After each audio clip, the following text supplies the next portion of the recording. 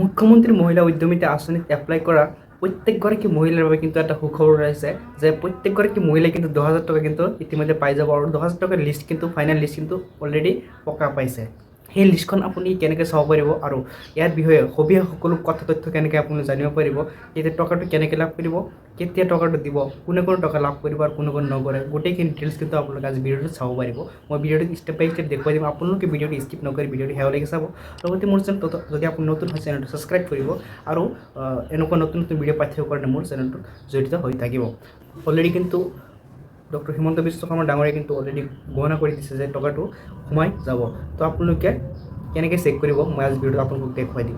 তো চেক কৰিবৰ কাৰণে আপুনি মহিলা উদ্যমিতা আঁচনি মহিলাসকলে লিষ্টখন চাবৰ কাৰণে প্ৰথমে গুগলত MMUA বুলি চাৰ্চ কৰি ল'ব। চাৰ্চ কৰাৰ পিছত আপোনালোকৰ সন্মুখত যিটো প্ৰথমে MMUA বুলি এটা ৱেবছাইট আহিব, সেই ৱেবছাইটত আপোনালোকে প্ৰথমে ক্লিক কৰি দিব। ক্লিক কৰাৰ পিছত আপোনালোকৰ সন্মুখত এনেকুৱা ইণ্টাৰফেচ আহিব। ইণ্টাৰফেচ আহিলে ইয়াতে কিন্তু আপোনালোকে গোটেইখিনি ডিটেইলছ ইয়াৰ পৰা কিন্তু আপোনালোকে গম পাই যাব।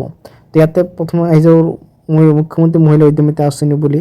তো ইয়াত দেখাব এম অফ দ্য স্কেম, মানে মুখ্যমন্ত্ৰী মহিলা উদ্যমিতা আঁচনি ইজ এম টু ছাপৰ্ট ওমেনসকলৰ বাবে এইটো এটা সাহায্য হয়।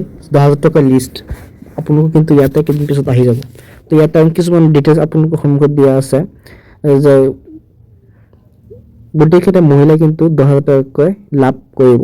তো implementation of the same in phase. All eligible member of the SHGs under Assam Rural Livelihoods Mission of PNRD department will provide a grant in aid of 10,000 per member. প্ৰত্যেকগৰাকী মহিলাক কিন্তু 10,000 টকা অসম চৰকাৰে কিন্তু একাউণ্টত দি দিব।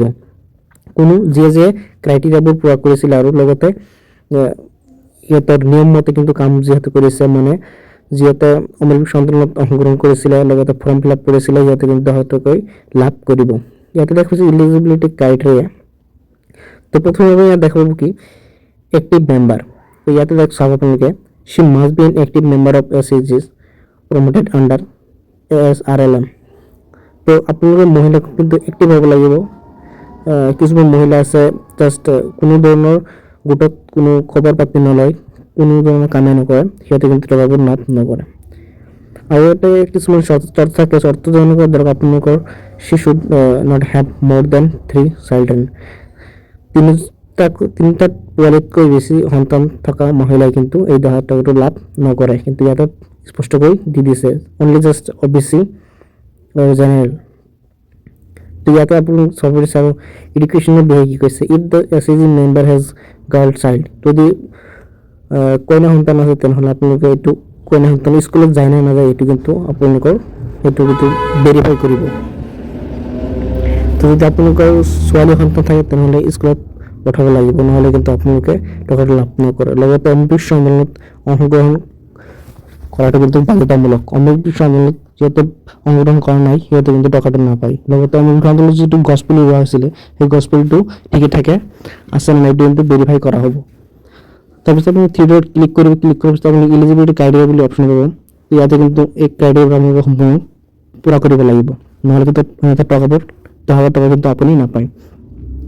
10,000 টকা যিটো ফাইনেল লিষ্ট হয় সেই লিষ্টটো কিন্তু আপোনালোকৰ ইয়াতে এই ৱেবছাইটত কিন্তু কেইদিন পিছতে কিন্তু প্ৰভাইড কৰি দিয়া হ'ব।